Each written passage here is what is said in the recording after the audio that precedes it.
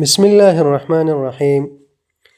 دوستانو نن چې دی ستاسې د موبایل په کیبورډ کې یو پټ ټریک ښیم، یو پټ راز چې شاید تاسې ته تر اوسه نه معلوم.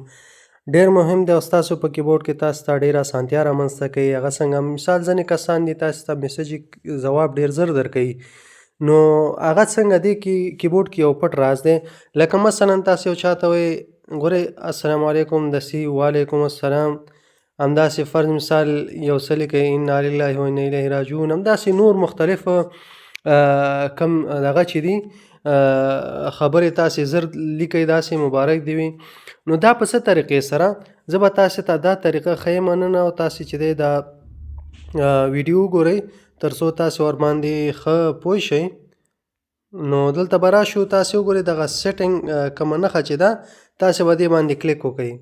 کله چې په دې مو کلیک وکړ دلته به راشئ د ډکشنري ته به راشئ. ډکشنري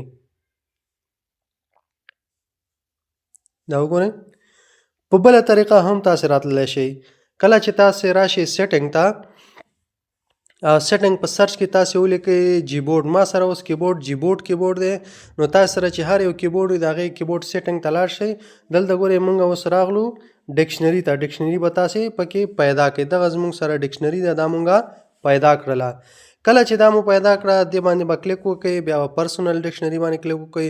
اوس تاسې سره آل لینګویجز دي، په انګلیش کې تاسې دا شارټ کټ لیکئ یا په پښتو کې څو ژبې چې تاسو سره اړ وي. زه په پښتو کې لیکم، پښتو کلیک کوم. دلته ګوره ما دا لیکلي دي. تاسې به څه وکئ، تاسې به بره لاړ شئ او دغه کوم پلس ساین چې دی په دې باندې به تاسې کلیک وکئ. دغلته په هغې مو چې کلیک وکړو دې ځای نه به راشئ دلته ټایپ ا ورډ. دې کې به چې دی تاسې هغه خپل لغات یا کلمه چې ده هغه به ولیکئ. مثلا زه لیکم چې مننه، خوشحاله اوسئ. دې دپاره چې دی تاسې به لاندې راشئ شارټ کټ آپشنل شارټ کټ ورته لیکئ. فرض مثال زه ورته لیکم چې مننه، دوه هغه مې ولیکله، همدا بس دی. زه دا نور چې دی څنګه کومه دا لرې کومه.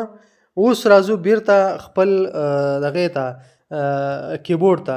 اوس تاسې وګورئ کله چې تاسې کیبورډ ته راشئ او کیبورډ کې تاسې ولیکئ مننه. ګوره ما چې کوم شارټ کټ هلته ورکړی و، ګوره مننه، خوشحاله اوسئ، دا دی راغلل. د ځای انټر کوئ.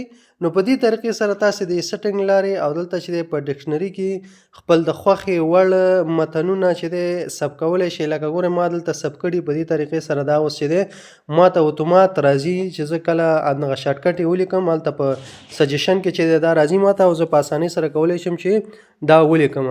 نو که ویډیو مو خوښه شوې وي نو لایک یې کړئ، د ملګرو سره شیر کړئ. مننه، خوشحاله اوسئ.